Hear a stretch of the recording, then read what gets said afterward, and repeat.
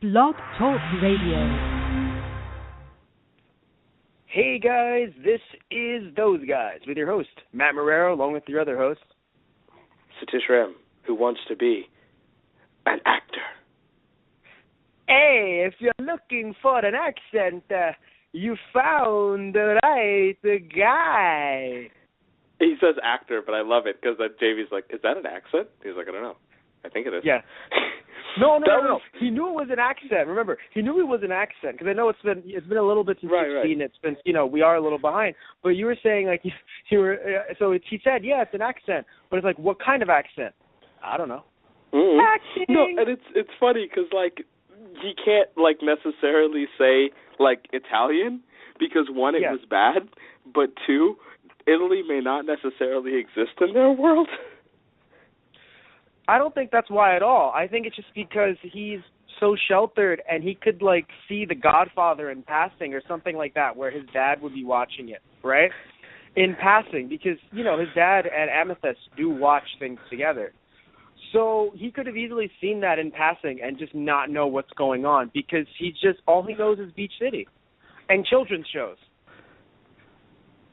It's a funny thought to me. It's a funny thought to me because you say The Godfather specifically, and I think it was it's the hen moment. It's the hen moment. It was great because the week before I came home, like drunk around like 4 some. It's like 5 o'clock in the morning. Rugrats in Paris is on, and I'm like, okay, I'm gonna watch the ending of this. And I don't know if you remember, but towards the end, when Chucky's dad is about to get married to Kimmy's mom, right? Yes. They're in a dimly lit room. Chucky's hair is slicked back. And he's like, Angelica, you come to me on the day of my father's wedding. And I'm like, what the that is amazing. I was like screaming. I was like, wow. And it was great because he immediately like goes into, and you asked for all these things that I can't buy you. I was like, if I was the worst person, I would have just told you, Satish, you were drunk. That never happened. No, but it makes me happy. Like I know that we missed a lot of things, but I haven't seen Rugrats in Paris since I was like of the age to watch the movie when it came out.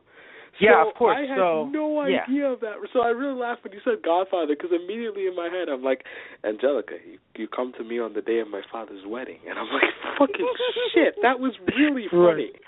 But I see your Parents point. In the theaters. I remember Parents in theaters. I don't know if I think I saw it in theaters, but I feel like I just remember parents in general, maybe my own parents sitting around just dying and me not understanding, why are you laughing, Papa? No, It's like I have to go back and watch some of these things from my childhood because I know that there's always a mix of like there are some movies that are completely for kids, quote unquote, but they're really, really like far-reaching. Like you look at something like Steven Universe, I guess to swing it back. There's no like it's not like a thing where there's a lot of dirty jokes or something hidden in there. Right. There's some eye-raising things. Like what's cute, I think, in one of the shorts. A while back about like what is gems. There's Pearl's discussing like, oh yes, what you see are basically like holograms, but with mass.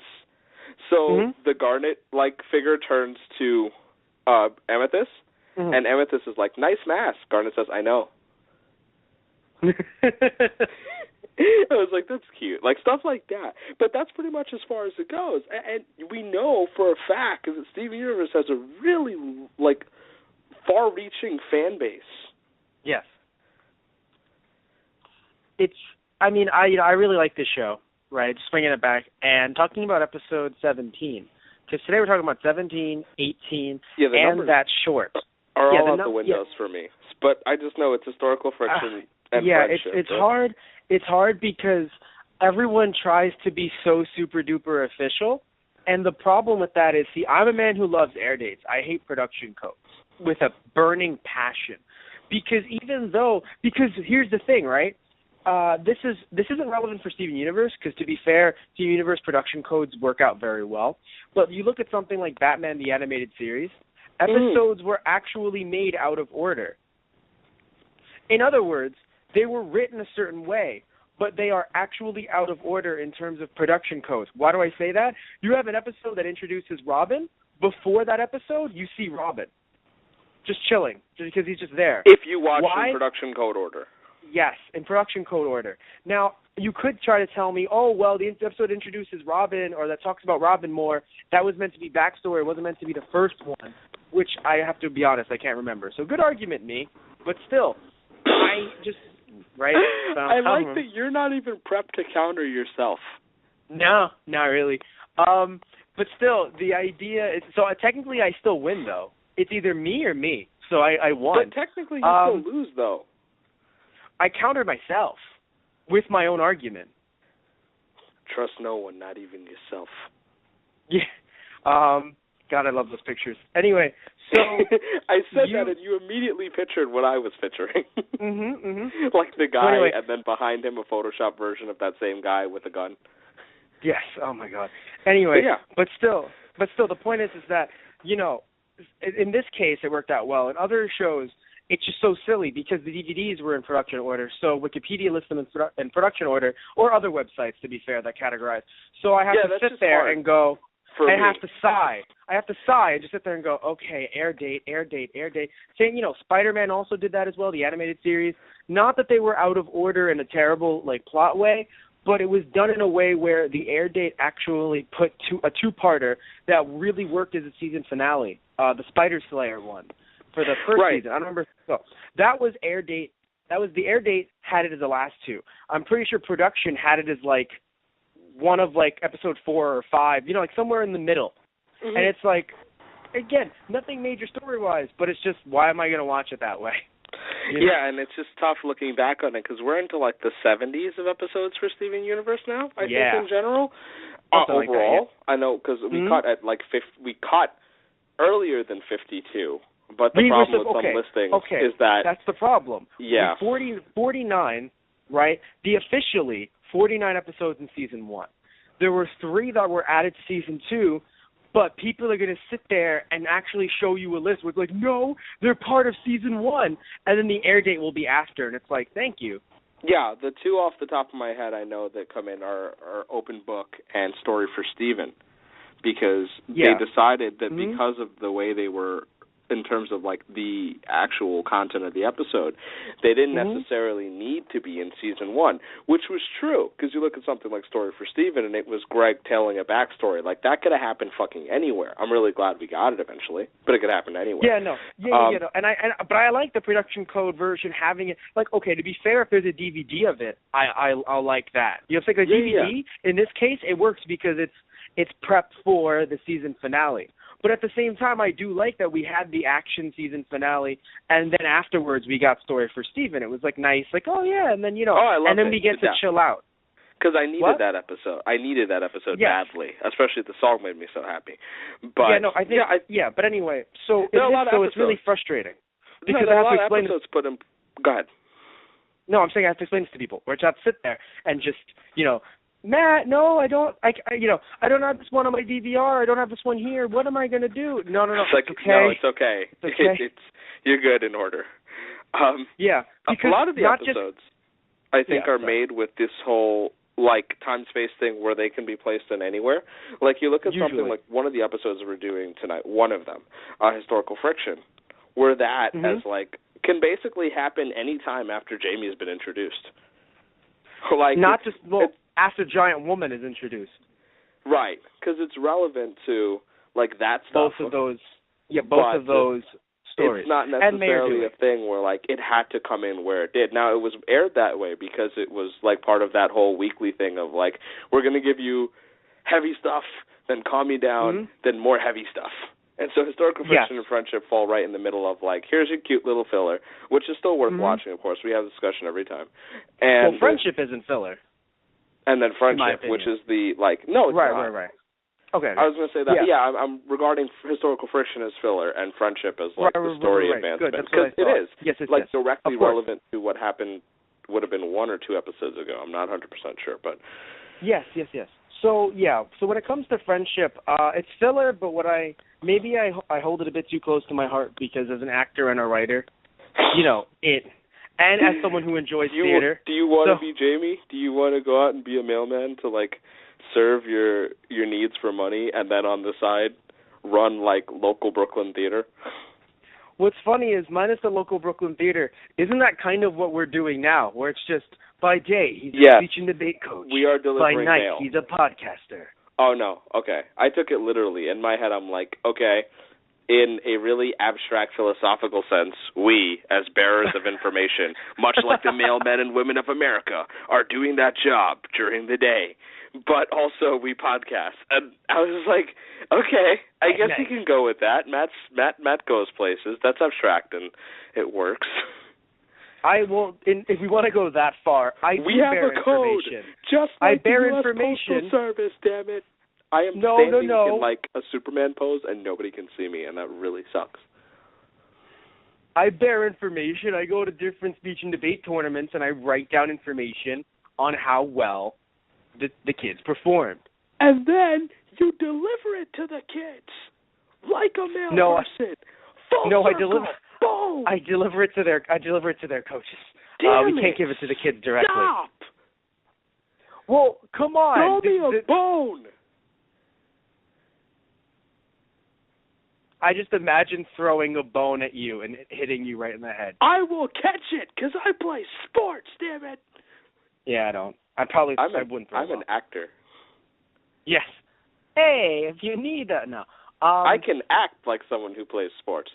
Anyway, but seriously, so I loved it as kind of ridiculous.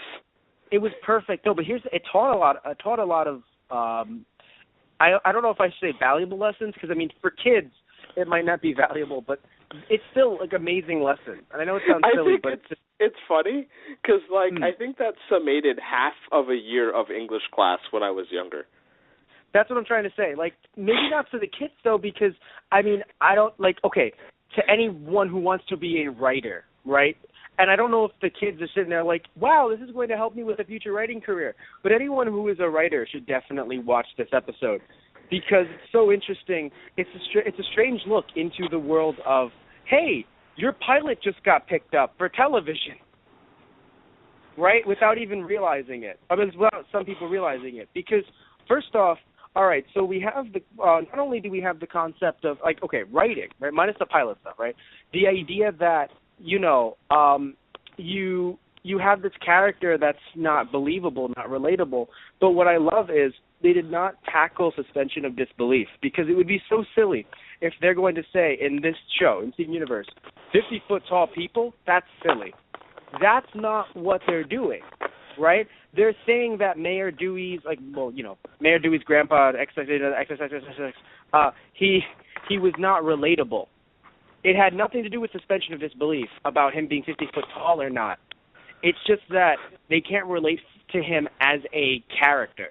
And that's what I find interesting. Which is a great commentary on their own show. Basically, every character has that detail paid to them where they are imperfect but very lovable in their own ways. Yeah. And that's spectacular because it's just, to borrow a term from wrestling, there's no John Cena's here. There's no, someone who overcomes everything all the time. In general, we have the idea of, all right, Steven and the Crystal Gems are protagonists, so at the end of the day, good will prevail over evil. We're not going to have a finale where, all of them are shot dead. Most likely. No. That would be really amusing. I'd give them so much credit. But, I would assume no. No, but yeah, in a legitimate sense. Yeah, the idea that everyone has their ups and downs, and, you want to be relatable in that sense. So I was very pleased that Jamie basically broke that down. Yes. He's not relatable. Yes, and I like it, too, because, another thing it doesn't really tackle that up. It doesn't tackle as in it doesn't, hurt, rather. I shouldn't say tackle. It doesn't hurt that I think a lot of people do, that at least, not a lot, because to be fair, we have come farther with, I'll use the term now, superheroes, right? We've come farther with how many people just love and respect and enjoy superheroes. But you still have those people that's just, he can turn into an ant? So stupid. So stupid. It's interesting to me, too. Go ahead. Yeah, as if it's just so Iron Man was fine? Well, yeah, because he made that tech. That tech is not believable. At all. That tech not at all. Right. Or, hey, you know what? Sometimes I get angry and I turn green, so, I get it. real. That's real drama with right enough there. power to eat multiple bullets.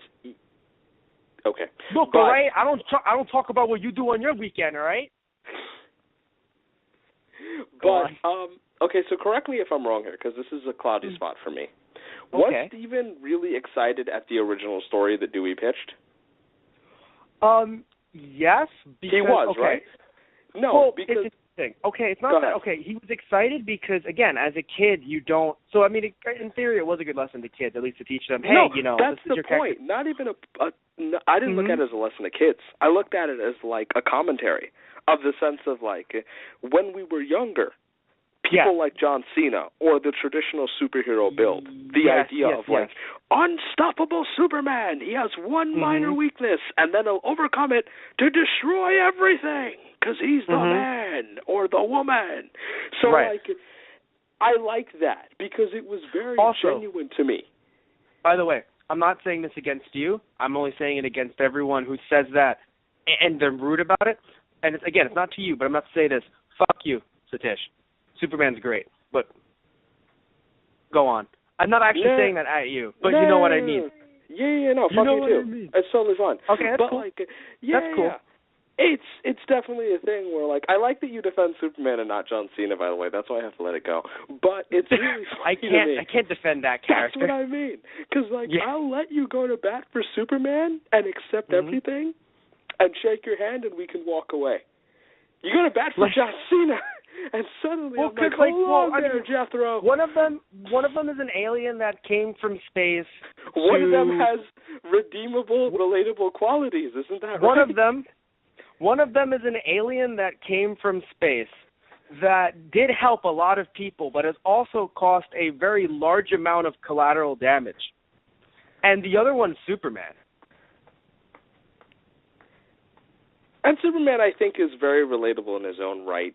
If you work at it. Like, I'm not saying that it's not. It's just like correct. You have to formulate an argument, and it's an acceptable one, because I've heard it before, and that's why I'm, like, totally okay with you. That's why Superman, it really is about the writer, but, again, as a kid, like, if you're seeing a Superman that's just, I'm perfect in every single way. Right. You're still like, that is amazing, you know? So... Yeah. It's why, now I'll speak to more stuff to, like, our genre, I guess, or our age. The newer James Bond films appeal to me a lot because it's not, okay, so the Daniel Craig reboot from what I'm talking about, it's like Casino Royale on. It's not super spy Daniel Craig destroys everything in his path and never loses anything. It's like, this is how he became this unstoppable person that you saw, because he had to go through a lot of bullshit, including the death of the person he was in love with and turning bitter from that. And, like, so it was really, really relatable for a James Bond film.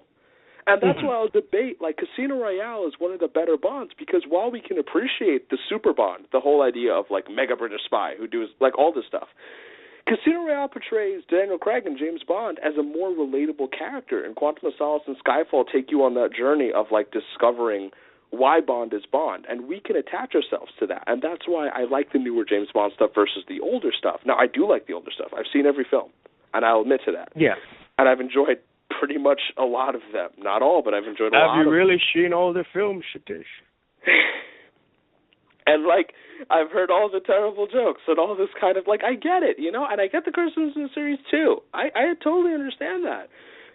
But, like, I like that. I love my martinis shaken because I can't get them stirred. We just had this discussion last week. So I made the joke. Yeah. You can't stir a martini for anyone who's not understanding what Matt's pointing out, because I was explaining that to him when we were out. Like, the line is almost stupid because nobody should be stirring it. It should be shaken anyway. And the joke is that he's being an ass, but no one has picked up on the fact that he's being an ass. Right. It's like the idea of, like, you walking in, like, I'd like my chicken cooked. Wasn't that the plan? Yes, but I wanted to specify. Like, it's one of the things where, like, as somebody who worked as a bartender for a bit, it kind of makes me want to punch him as much as I love the character. But I only laugh because, imagine you say that about your fish. You walked into a sushi establishment, sir. Sushi. Yeah, that's why I had to not say fish. Because I think that came to mind at first. I'm like, wait, so she exists. Raw chicken gives you disease. Let's go with chicken. Like the thoughts that ran through my head. And what does it give you? Salmonella. Words are fun. Anyway, English language. But yeah, so Jamie and like being that whole like situation with Jamie Steven and Dewey's character, I really like that because it was really important to see the genuine reaction of like Jamie, who is a student of the arts essentially, as much as they put him out as a comedy, like he's a student of the arts, so he's able to immediately acknowledge like, hey, that's not going to roll. Now here's what's very fun. Well, not fun, but I think fun is in like a, I know like you and I like to look behind the scenes.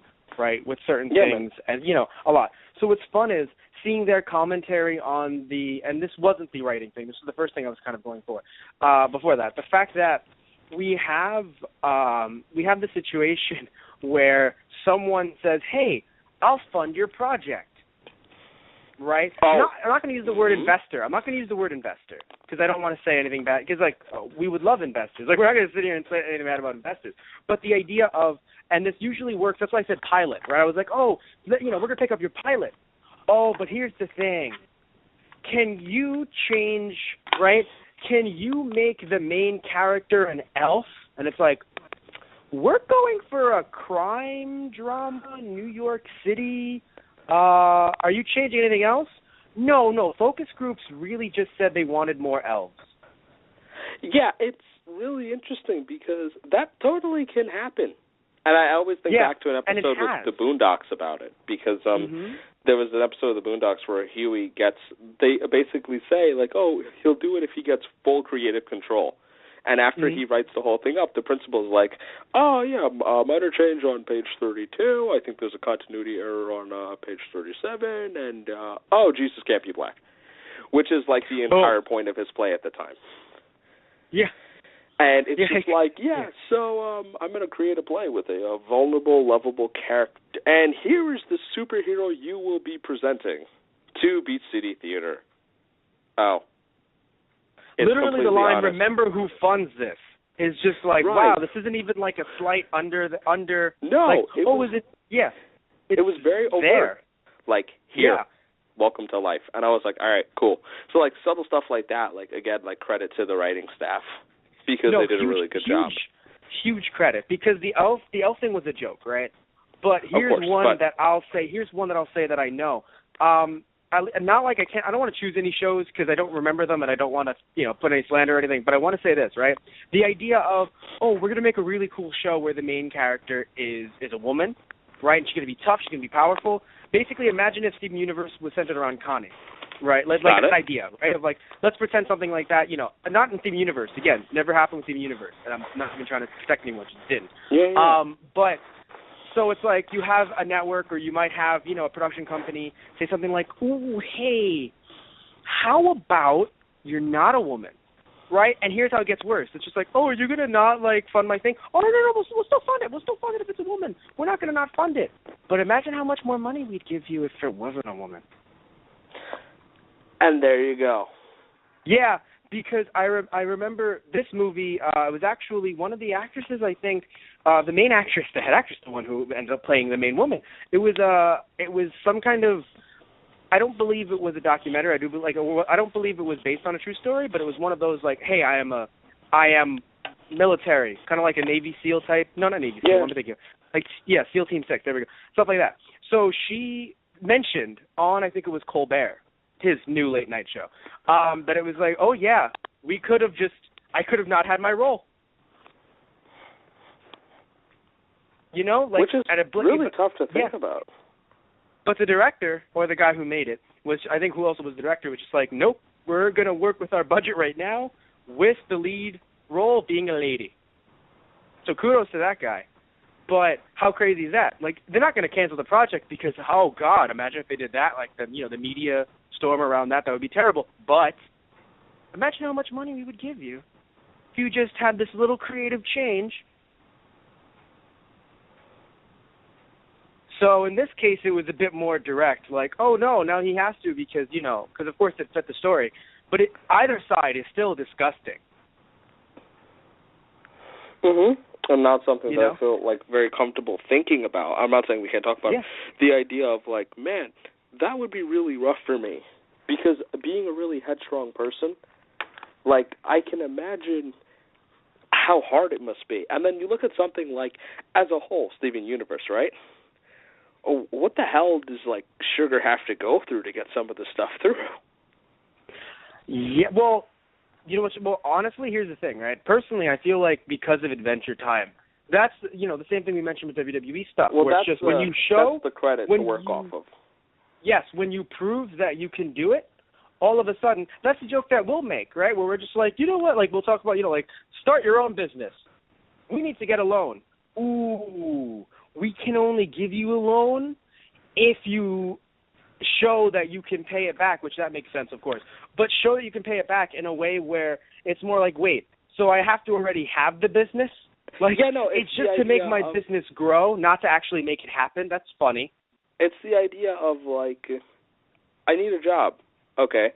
So you go to, because you have no experience, you need a job. Yeah. So you go to a minor, like a low-level job, and it's like, sorry, you need experience. And you sit there like, so I can never get a job then. Logically. Especially when it's not like, it's like, oh, I want this experience like in a mailroom or something, where it's like, oh, you need experience. No, it's just, I would like to work at your grocery store establishment, please. I would like to be a bagger. You ever bagged before? Yeah, well, and I'm not putting down that job at all. Of course, neither is Matt. No, but it's the idea No, but it like, should be accessible. It should be an accessible job for a reason. Like, those jobs are accessible for a reason, right? And they should be available for anyone who needs that job. So to say, which I know you've gotten before, oh, you need experience. Like, this is to get the experience. What are you talking about? So in other words, and again, I understand banks are a business and everything, but it's just really funny how, you might have a bank or something like that just saying, ooh, sorry, if you already had $1 million and needed an extra, 200,000, 20,000, 30,000, then we'll talk. But wait, how much do you have to your name? Ooh, we're very sorry. Just like, and it's just really funny to me. Like, it's really, really, really funny to me. Where it's just like, sorry, small business loan, you have to actually have you have to have a big business to get a small business loan. That's not real, but that's how it feels like sometimes. So, no, it's serious, though. But jumping back into, it's funny because it's like, Matt, you really went off on a tangent. It's real life, though. Like, which is so funny how this show incited you and I have run into. That's why the show has incited that, and it's fucking crazy. Right? Like, wow. So, anyway, jumping back into the episode, I really loved having Jamie play the Crystal Gems, because that is something I would do. I'm not saying I'd be great at it, because I'm going to sit here and be like, I'm the best actor ever. I do think that I am good with voices based on how many people have told me, you're good at voices, man. So I'm just going to sit here and say that I would love to be able to play the 3 Crystal Gems in a play. And for the most part, have it be so interchangeable. It's also, definitely a way to show you, like, hey, theater is actually really cool. Some people may have laughed at it, like, oh, wow, he just did that. But the idea of quick scene changes. And the fact that, sometimes it'll be a thing where it's just, like certain plays, right? Certain people, like, will be changing in the most odd places just because they have to do a quick scene change. Yeah, and I think amazing. It gives you a little insight, maybe respect for, like, the whole situation. Yeah, I know you're thinking, a peek into it, but, like, for me, it's just behind the curtain. You gotta respect what's going on. It's hard. Theater's hard. I mean, I didn't do much theater when I was younger. I did one play, and it was fun as hell, and I didn't have to do anything complicated. I just had to do, one monologue, and it's just the thing where, like, I think about, like, if I actually had to coordinate something like a quick change or, like, do different voices instead of just one part where I got to actually just do my voice. It just so difficult. And like, I really appreciated the light humor, but also, like, just the general situation of, like, we're going to do it, the two of us. Just Steven and Jamie. I'm like, this is nice. Like, this is nice. That's all I could Something I really like, too, is that you had the mayor say, this wasn't in the budget. what does that mean? Some people might go, aha, he's going off script, you know, haha, funny for the mayor, he doesn't know this is happening. But there's also the aspect of, that means that every trick that Jamie did was pure genius, like pure ingenuity. Like it had nothing to do with, oh, we had the money to make a hologram of a giant woman. No, it's just, we have the backdrop. He probably made a prop that looked just like her. That's why he got the whole offer at the end, to basically run the entire shebang, because it's like, my God, you're amazing. You know what it reminded me of? And I know you're going to sit here and be like, well, he had to make his obligatory reference. Maybe take a shot. Tokusatsu? I'm so mad, but go on. No, if anyone doesn't know, as always, Tokusatsu means special effects in Japanese. They know. I don't know, man. There's always... If anyone doesn't know, Matt tries really hard to reference this every show. No, not every show. It's every 3 shows. Show. Matt references Toku. 3 and 10 shows. 3 and 10 shows. I'm gonna do this like I need to. Yeah. You know why we need an intern? I need facts like that. Like I need an intern to tell me, be like, actually, statistically, 62% of the time Mr. Marrero mentions Tokusatsu on a show. 50% of those times, Mr. Marrero then goes into an explanation about Toku that repeats what he said before about Toku. Interestingly enough, on Toku shows related to Tokusatsu, Matt has made 0 references. No, but what was he talking about? Anyway, Tokusatsu. Why is this relevant? Super Sentai, Kamen Rider, Ultraman. No, here's why it's relevant. No, it gets more. I know it is. It's just really hilarious the amount of times I've heard you or I say, "Why is this relevant?" Because we have these weird thought chains of like, it's gonna get there. It's going to get there, but you got to give me a second. We both do it. Yeah. Yes. So, okay, right? So you think about Super Sentai, Kamen Rider, Ultraman. Ultraman is the one that I'm sure a lot of people don't know about unless you saw Ultraman Tiga on Foxbox back when you and I were younger, dubbed in English. Or maybe you're just an older fan who may have seen some dubs on TNT back in the day. Yes, TNT, but a very long time ago. Anyway, so when I refer to Kamen Rider, Saban's Masked Rider, also Kamen Rider Dragon Knight for American versions. You're thinking, you're like, Saban, that name sounds familiar. That's right. Super Sentai became Power Rangers in America. It was adapted into Power Rangers. So if you don't know what Power Rangers is, I don't know what to tell you. Like, you don't have to watch it. Just if you don't know what it is, I don't know what to tell you. Superheroes in spandex that transform and they fight for truth and justice, but it's all relevant because back in the 90s, right, it's just like, and even in the 80s, and hell, even in 2000s, for the most part, right, depending on what point in the 2000s, it's just, oh, hey, they're doing all these effects, but where's the CGI? How do they get CGI in this? Usually they didn't, right? Usually it was just the whole, oh, we have to blend this in with this, so it'd be a thing where it's like, well, how are the giant robots happening? They'd make sets and models. Same thing with, like, another Tokusatsu that I'm sure everyone at least, again, knows about, Godzilla, right? Another Toku. Just the whole building sets and having giant monsters and giant robots and things like that aren't really there because they're all people in suits. This is relevant because I remember showing you Zyuranger, at least the first 2 episodes, right? Yep. Which became Mighty Morphin Power Rangers, the original Power Rangers here, with the Green Ranger and all that. So do you remember the part where the giant robot hand comes in and takes the space shuttle that has 2 children in it? Vaguely, based on the novelty of the situation, but go on. Also, by the way, the space shuttle was shrunk down so that the evil villain, she could, which is the same villain in Power Rangers. I remember she could kill them. She could kill them. Yeah, because they were shrunk. Yes, wow. Mm-hmm. That's yes. funny. Why is this, again, why, Matt, why are you saying this? Because at the end, the giant hand came out, which was a prop completely, just the same way that they did the giant hand prop in, in the show, but it was so cool because here's the thing, right? Usually, it's a guy in a suit, or it's just a person in a suit, right? So when the two fought, the giant, centaur guy, not centaur, but he was a giant, like, Roman-looking guy, with the giant robot that the Power Rangers had, right? That was two people in suits. That's what that always is. But if you remember, there were actually two Rangers there that were not toys. Because sometimes they'll put in toys and they'll look like the actual. They weren't the toys. They actually had to build a giant hand to come in. That's why I was happy about it, because it's like, wow, like it really feels like that low budget B movie. Like Jamie had to sit there and go, I gotta do this, like tonight. No, paper mache hand. Yeah, the dedication and just the general lighting tricks too, which I really enjoyed. Because again, lighting tricks. You think about like older movies as well. I mean, you look at Evil Dead.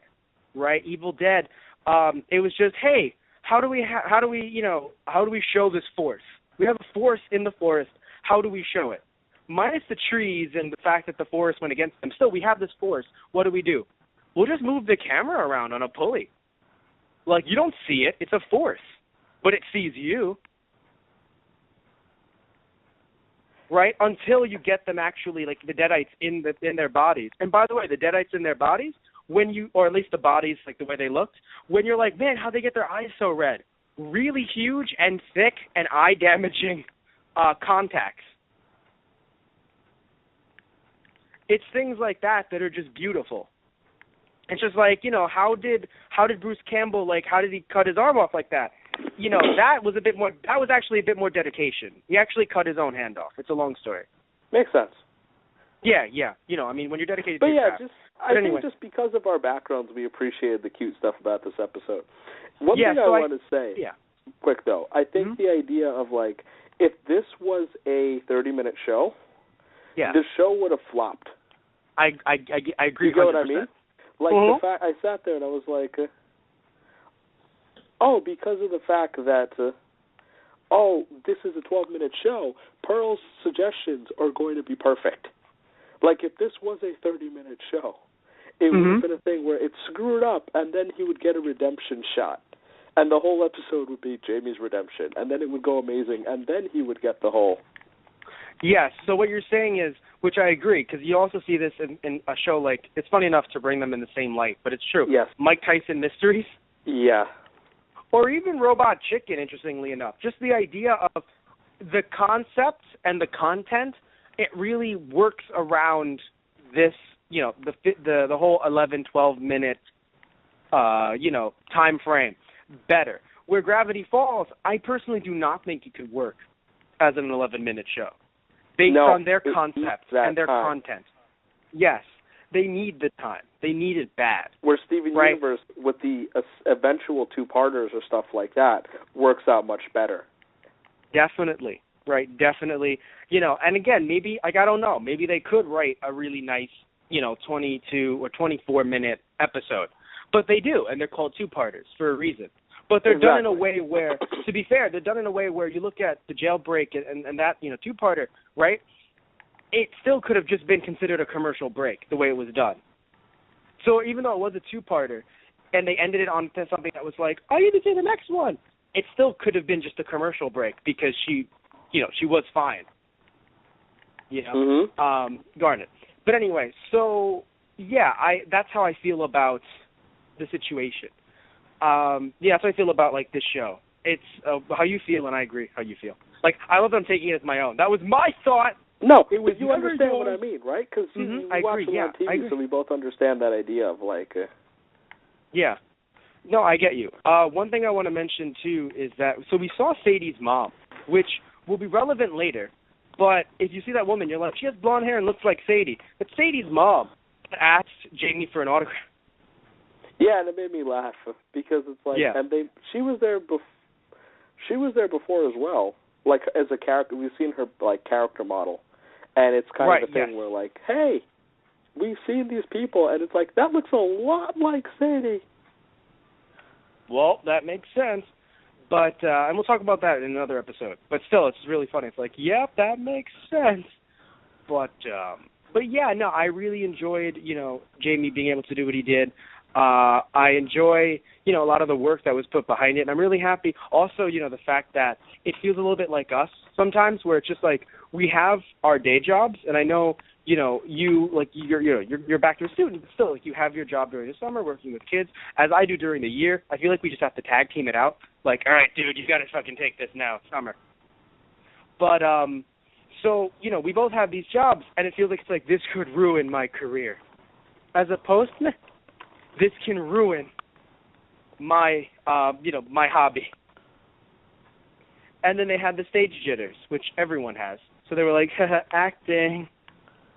And it was really nice to see.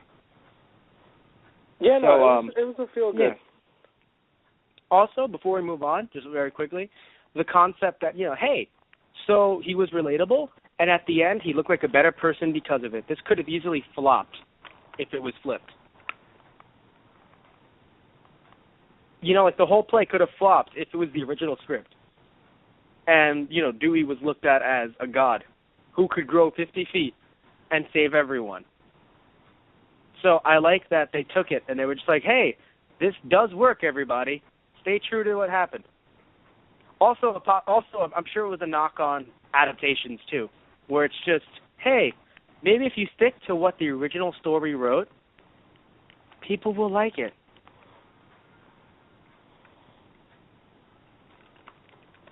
And there we go. Yeah. I thought you died. I was like, well, this sucks. No. I mean, I think that was like the whole, we've completed this section of the podcast. Now, if you turn the tape over, you'll hear side Episode B, 18. where we discuss friendship. Thank you for listening. This has been Matt and Satish, those guys. And there we go. So friendship was great. Yeah. Friendship was needed. I really liked it. Friendship was needed. Friendship really was needed.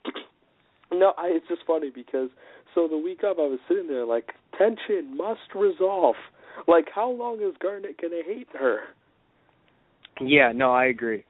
You know what? Speaking of your other side of the tape, let's go to our sponsors. We have sponsors, Satish. Let's go to our sponsors.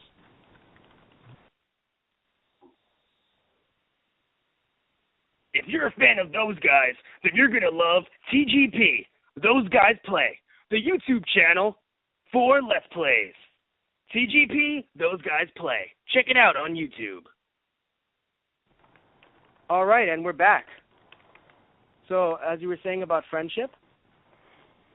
I'm glad you did that. I Me too. want to explain to, like, the people who don't use our tech that, like, whenever, like, someone gets muted, there's just a male voice that's like, muted.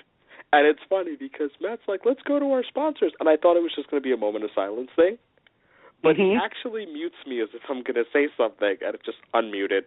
And I was like, oh, I'm back. I guess we're back from our sponsors. I muted you because I know you were gonna fuck something up. Because the greatest thing is I didn't say anything. I was really. That's why I started laughing to myself. That's the thing. You never screw anything up because by God you're near perfect.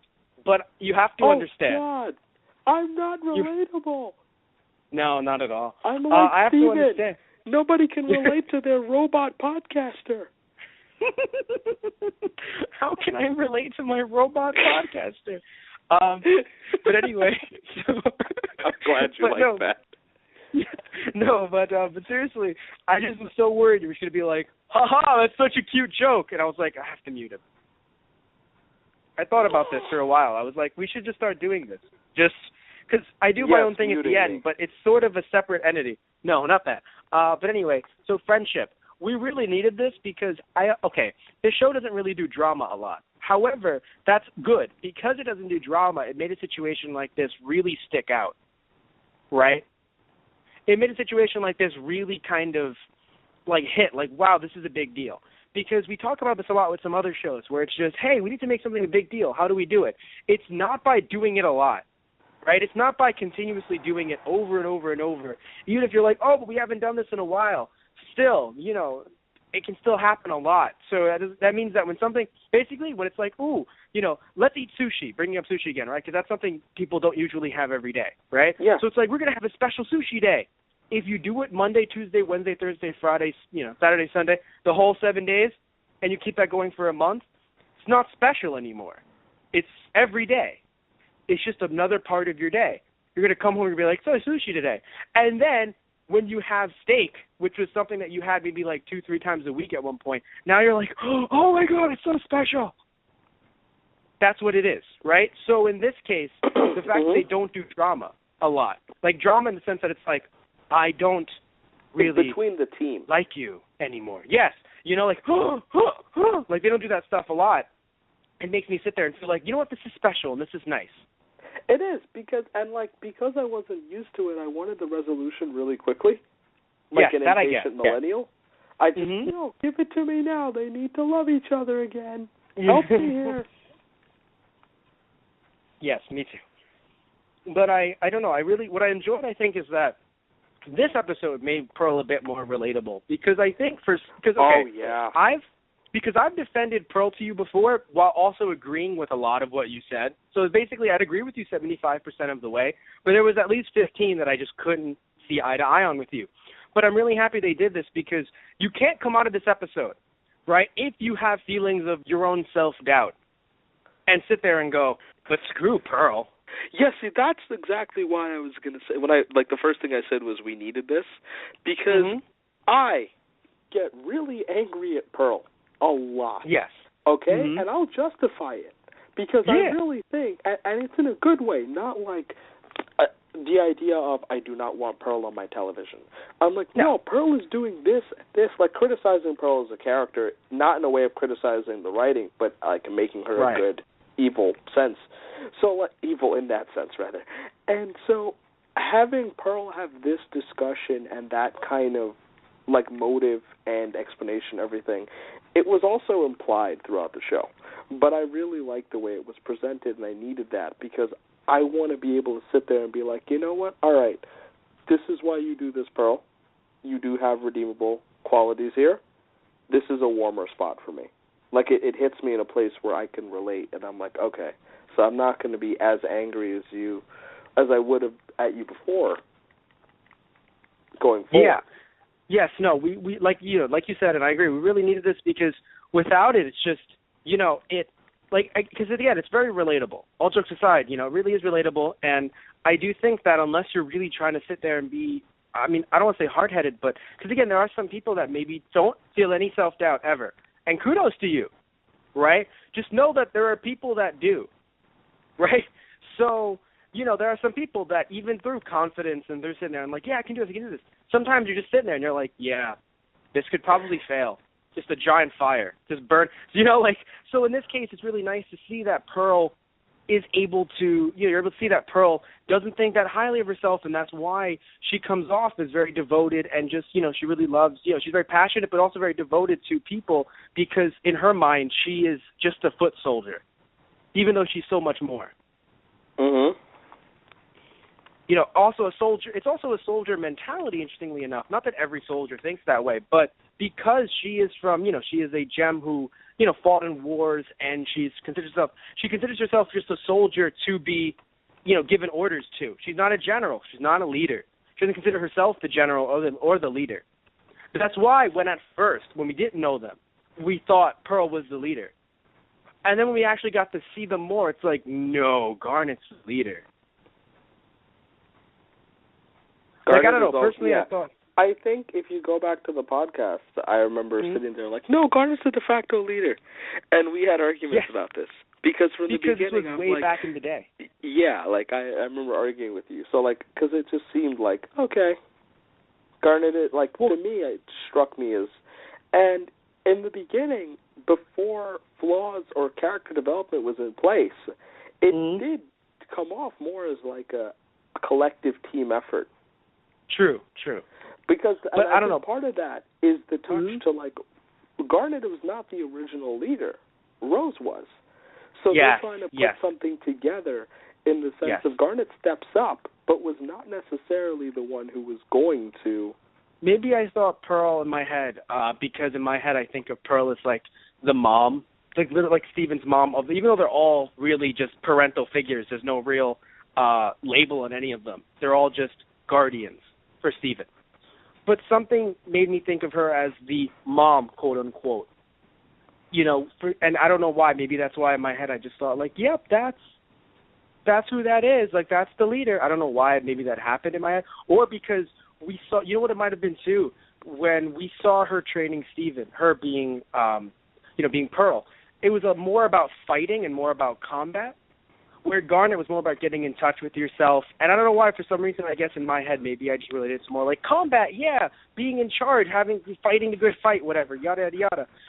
Maybe that just made me think that she was more of a leader than who she really was.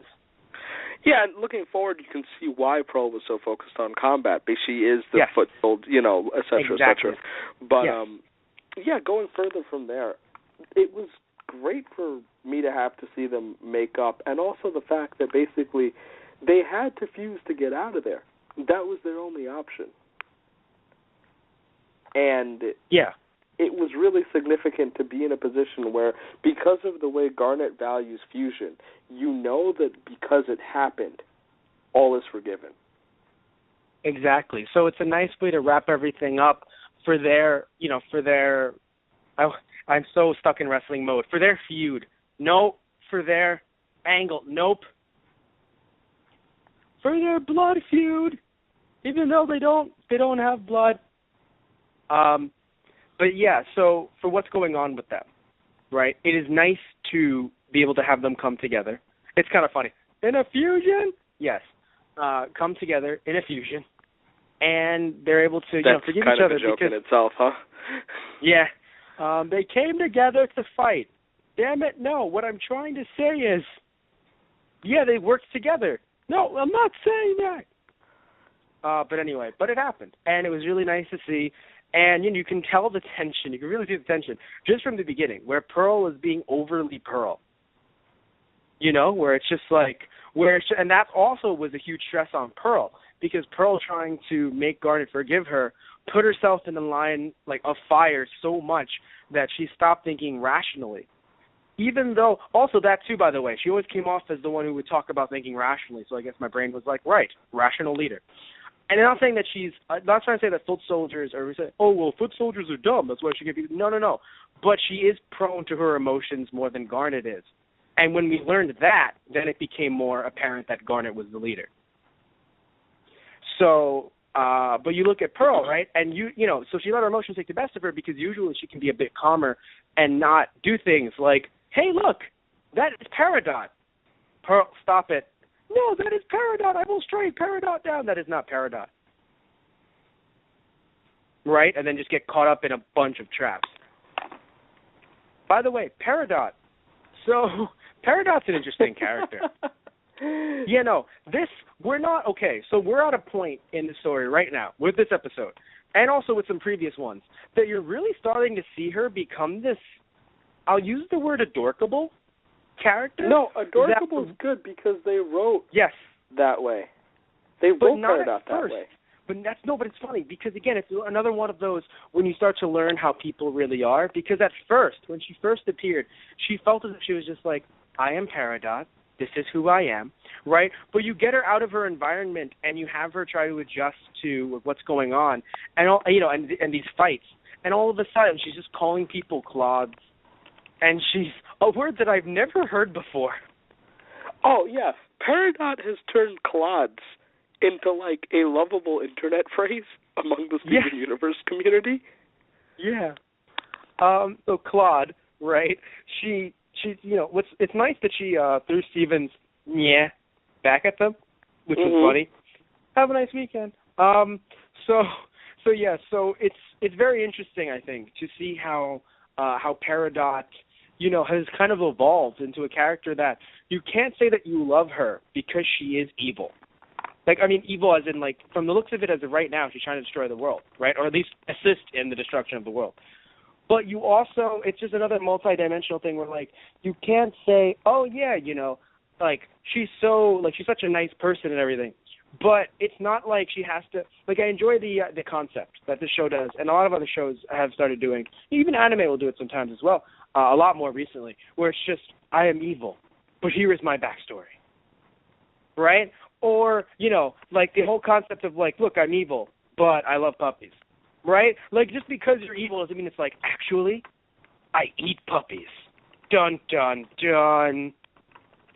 Right? Like, just because Peridot is assisting in the destruction of Earth doesn't mean that she's a total adorkable nerd. That she isn't one.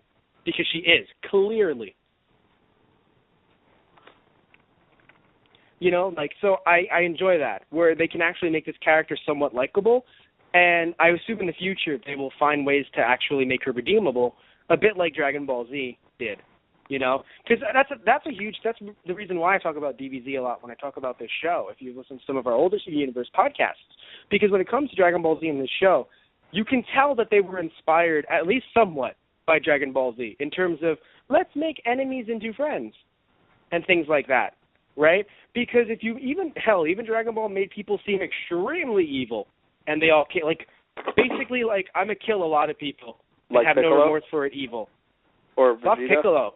Yeah, I was gonna say fuck Piccolo because technically it wasn't even the same Piccolo. Right. It was King Piccolo, and then he shot out an egg that was himself, but really his son, but more like a weird mix. And it was, then that one became good. Well, no, because it was a younger version, but I'm 95% sure that it was I'll avenge my dad. It really thought of him more as a dad. It retained the memories, but it felt like he was more of a dad. And then he was turned good. But more Vegeta, where it's just, oh, we revived everyone on Namek. Why is this village not brought back? Oh, well, you revived everyone killed by Frieza. You didn't revive everyone that I killed. God, you're an asshole. Dun, dun, but, dun. Sorry. You remember that? I do. So yeah. Fondly, actually. So yeah, he killed an entire village. It was wonderful. Vegeta's adorkable. No, he's not. He's a murderer. But yeah. So I like that they kind of made this multi-dimensional character, and yeah. Also, because it's funny how there's not really much to talk about in this episode because I think we just kind of summed it all up really nicely. Steven and Amethyst just running around flailing was great. Yeah, it was. It was I was going to say, it was adorkable. Wouldn't you say, Matt? Dun, dun, dun. Yeah. Fuck so I really, yeah. So I enjoyed it. I think that's really all we can say about it. It's funny how we talked about the filler more, but the filler somehow managed to give us so much more in terms of talking points, interestingly enough. I tend to notice the filler does that. Okay, because what I think it is, before we finish up, the idea here, or at least from my perspective, is that with the things like friendship, right, pretty much everyone feels the same way. We're all right, we need this, we love this. And when things are good, it's harder for us to talk about it because it's it was good, that's true. Let's move on. And it's not that the filler isn't good, it's just I think that we put in our own filler of discussing filler. And then we go fucking overboard.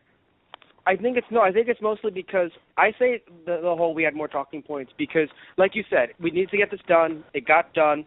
But also the fact that it was, sometimes, when the story advances, it's good. As a viewer, it's good.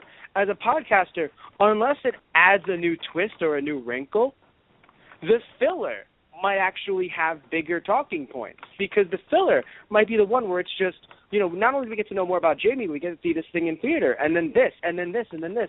Where if those things weren't there, it could have just been, the story about how, cause just little lines, right? Where if the mayor didn't say, remember who's funding this, right? It could have just been Jamie, just oh, well, no, why did Jamie think that? The mayor never really threatened to not fund it, but he did.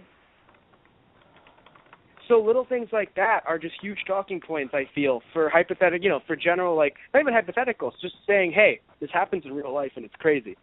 Versus, this where it's just, all right, so maybe you can forgive someone in real life, but you're usually not fighting someone who's adorable that's trying to destroy the world, usually. Right. You're going to say you're really not at all, ever. So... Because you go, Matt, but that does happen to me. I don't think they're adorkable, though. At least that, I don't know about that much. But, yeah, so I think we're actually done with that. And, before we kind of wrap things up, I want to talk about a short that came out. But it's not really a short. It's actually an extended version of the song, the new song. But it's still a short. in the way that they did it.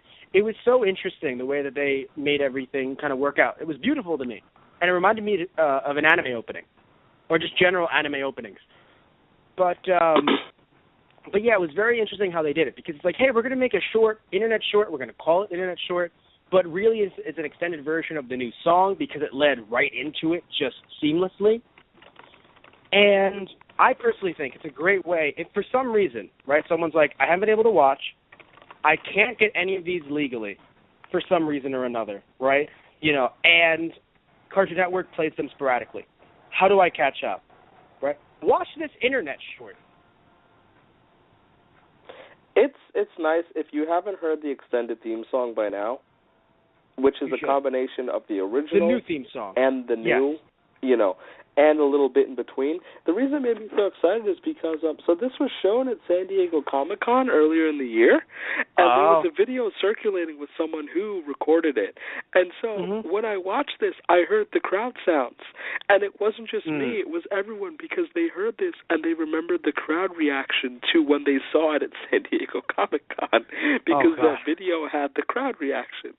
So it was really funny when I sat to watch a short, and immediately I'm like, oh my God, this is from San Diego Comic-Con. This is the FCCC sneak preview.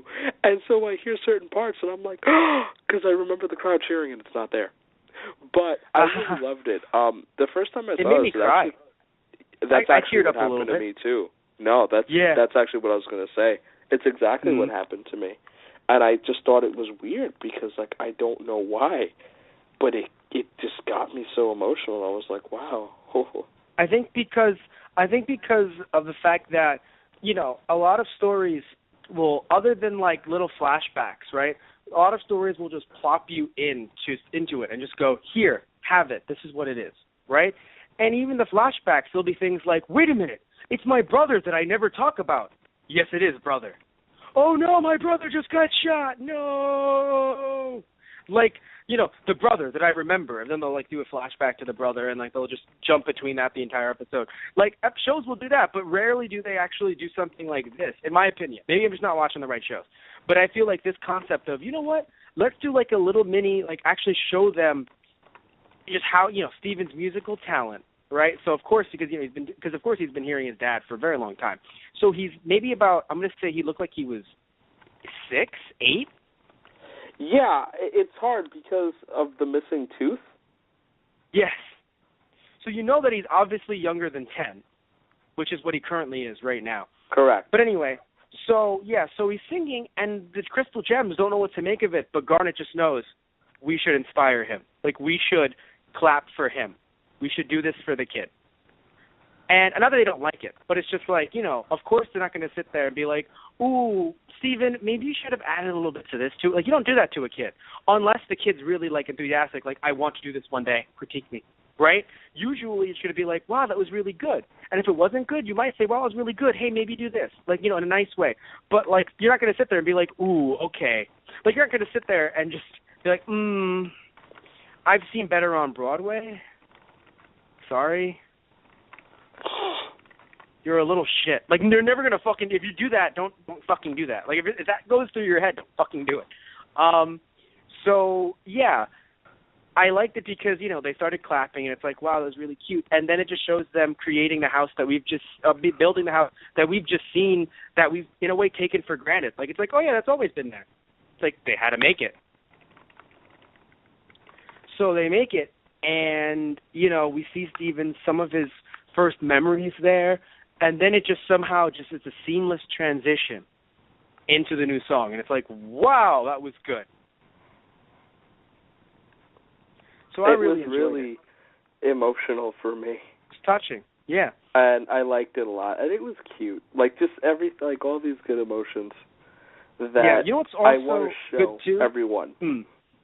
Yes. It's also, not that I'm saying that no one can play catch-up if they want to, but I think it also hits home because this show has been out since 2012. And for me to see this in 2015, not understanding in my head until I really sit back and go, wow, it's been 3 years. You know, and one day we'll look back on this video and we'll go, like this actual short, and go, wow, it's been 10 years.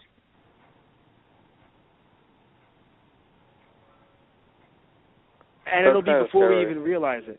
it's scary, but it happens a lot more than you think. You know?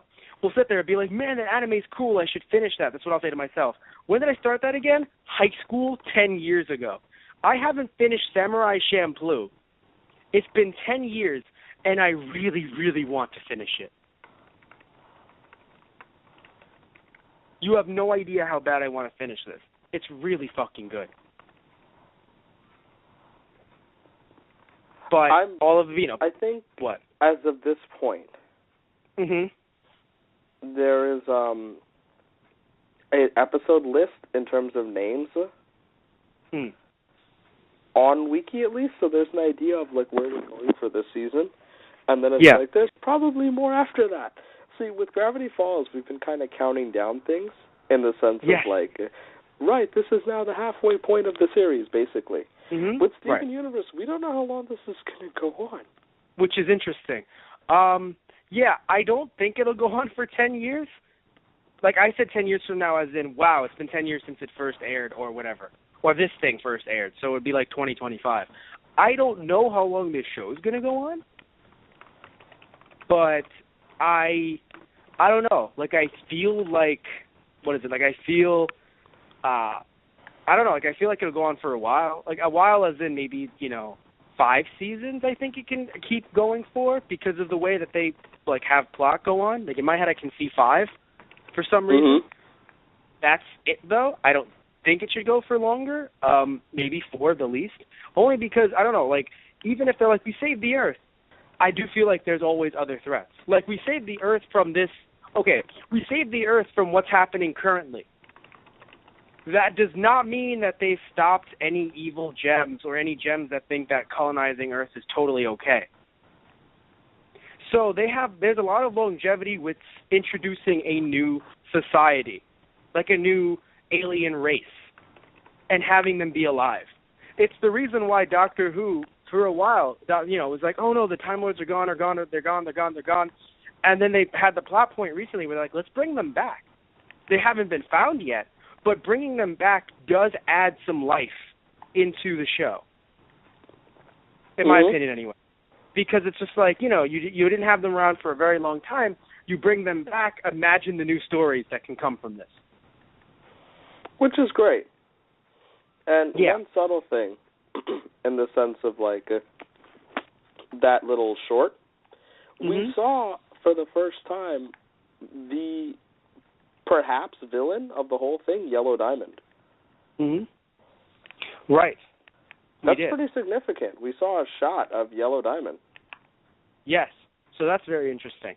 And we'll see where that goes. I really love the anime opening part of it, though. I mentioned it before. But seriously, though, if you ever watched, Dragon Ball Z, One Piece, mostly One Piece, actually, it really felt like an opening from One Piece, which is, you want to know why that's hilarious? Rebecca Sugar's favorite anime is One Piece. Really? So, yes. That makes so a I'm lot sitting of sense, here. doesn't it? So I'm sitting here, and I'm just laughing. I'm chuckling because, I'm sitting here thinking of, like, we are. And it's like, yeah, that's funny. Because you remember We Are. Not the original one. The 10th one. That was actually a remix.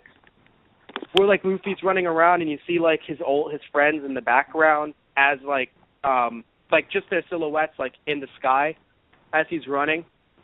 Have you seen that one? I send that to you now. I have not, because remember, I'm not an avid watcher of this. So still, I feel like you've seen it, but you forgot. Because there was the original opening, which was like, we are, like the one that was sung by Vic Mignogna in English, right? That one was, opening 10 was a remix of that, where it was longer, and it reminds me of this opening a lot, funny enough. But I'll send it to you a bit later. But anyway, so we're wrapping things up. We would like to thank you guys for listening to those guys. Very happy you all tuned in.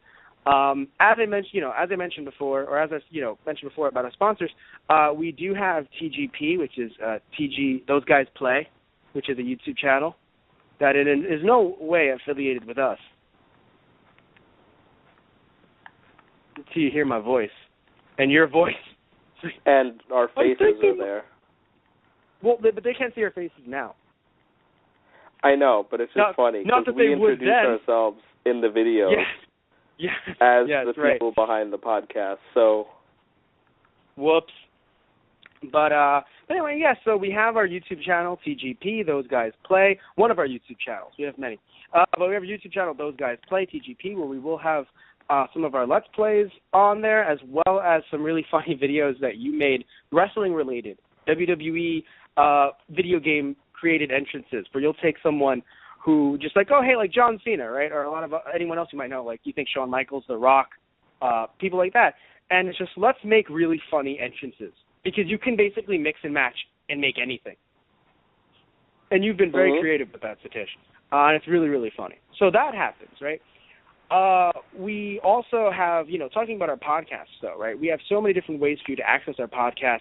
We've done so many different podcasts. I mean, we've done WWE Raw, WWE pay-per-views. We've also done not only Steven Universe, but we've done Gravity Falls, right? I mentioned Mike Tyson Mysteries before. We've done Mike Tyson Mysteries. We've done Black Dynamite. I mentioned Dragon Ball Z. We've done Dragon Ball Z movies and OVAs, as well as Dragon Ball movies and OVAs. We've also done, Bleach movies and Bleach OVAs. They're only One Piece related yet. Might need to change that. We've also done Gotham, Arrow, Flash, Supernatural, Doctor Who. We've done, I think I mentioned Pokemon games already. We've done so many different shows. And you can access these through our archives through our website, which is thoseguysontherradio.tumblr.com. Any new shows, we'll post them there, and we'll also post them on our Facebook, /ThoseGuysOnTheRadio. We'll also post them on our Twitter, @ThoseGuysRadio, and our Instagram, /ThoseGuysOnTheRadio. Also, I mentioned we have a lot of YouTube channels because we also have one dedicated just to our podcasts. And that's, you search up TGOTR, and you should be able to find us. You'll see our logo, you'll be able to find us, and you'll see all of our older shows. We're constantly updating, but as of right now, we have a lot of our backlog on there, if that's how you get your media. Also, if you're just like downloading us, just putting us on your, any of your mobile devices. Well, actually, I shouldn't say any mobile. Your iPod, right? We're on iTunes, or your iPhone, we're on iTunes. So you search up Those Guys, and you should be able to find us. You'll see our logo, and yeah, you'll find us. Hey, look, that is Those Guys. Yes, it is. And we have our older shows on there as well. Also, we have our Bandcamp, right, where you and I, Satish, have done some exclusive podcasts. We've done older WWE pay-per-views, if you're a wrestling fan. We've done WWE SummerSlam 2005, where Shawn Michaels fought Stevie Richards in the main event.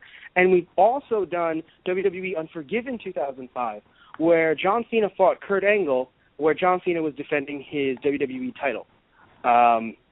Dear God, 2005, right? It's like, well, same, different day. Kurt Angle elsewhere, John Cena, WWE. Still for the titles, usually, depending. But anyway, so yeah, I mean, that's pretty much it. They're also for the low price of $1. So that's our paid exclusive content on our Bandcamp, which is tgotr.bandcamp.com. And so that's where we are. So would you like to say anything before we go, Satish? No. I think we're good. We covered everything. Good to see that. Oh, actually, one thing. Mm-hmm. More and more fusions. I really think that's like, I know we talked about when it actually originally happened, but they're doing it with regularity, and that makes me excited because I really like it. So I'm looking forward to more and more. Yes. So it makes me very happy as well. So thank you all for listening in, and you have a great night.